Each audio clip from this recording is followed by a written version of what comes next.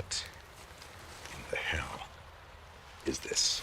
Ça, ce ne sont pas des bonbons dans un sachet. Il s'agit du Crystal Meth. Et les fans de Breaking Bad sont bien placés pour savoir ce que c'est. Mais connaissez-vous vraiment son histoire? Connaissez-vous l'histoire du Crystal Meth, plus connu sous le nom de méthamphétamine? Tiens, avant de continuer, dites-moi dans les commentaires, pour vous, c'est quoi la meilleure série de tous les temps? En 1919, Akira Ogata, dans son laboratoire à Tokyo, prend de l'éphédrine, un décongestionnant nasal de formule C10H15NO, et il retire un atome d'oxygène par réduction chimique pour obtenir un nouveau composé de formule C10H15N. Il s'agit de la méthamphétamine, une molécule 10 fois plus puissante. Ce qu'il faut savoir, c'est que cet oxygène en moins rend la molécule lipophile, c'est-à-dire qu'elle traverse la barrière protectrice de ton cerveau comme si elle n'existait même pas et déclenche une libération de dopamine à 1200% au-dessus de la normale. Pour comparer, le sexe, c'est 200%. Un bon repas, c'est 150%. La méthamphétamine a littéralement explosé l'échelle du plaisir neurochimique. Pendant la Seconde Guerre mondiale, les armées réalisent le potentiel militaire de la méthamphétamine. Les Japonais distribuent du phylopon cristallisé à leurs kamikazes. Les Allemands donnent leur Panzer Chocolat 2, du chocolat pour tank, qui ne contient pas de chocolat, juste de la méthamphétamine pure pour que les soldats conduisent 72 heures sans cligner des yeux. Après la guerre, le Japon a une idée brillante: vendre leur stock militaire massif en pharmacie comme vitamine énergisante, sans ordonnance. Le résultat est absolument prévisible. En 1954, plus de 2 millions de Japonais sont accros, soit 5% de tous les jeunes du pays. La plus grande épidémie de drogue qu'un pays développé ait jamais vue, causée par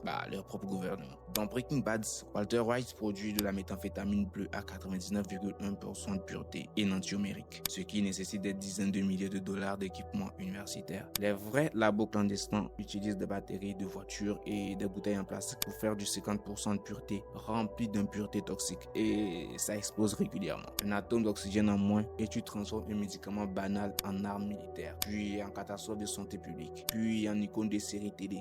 La chimie ne pardonne jamais les détails. Abonne-toi si la vidéo t'a plu.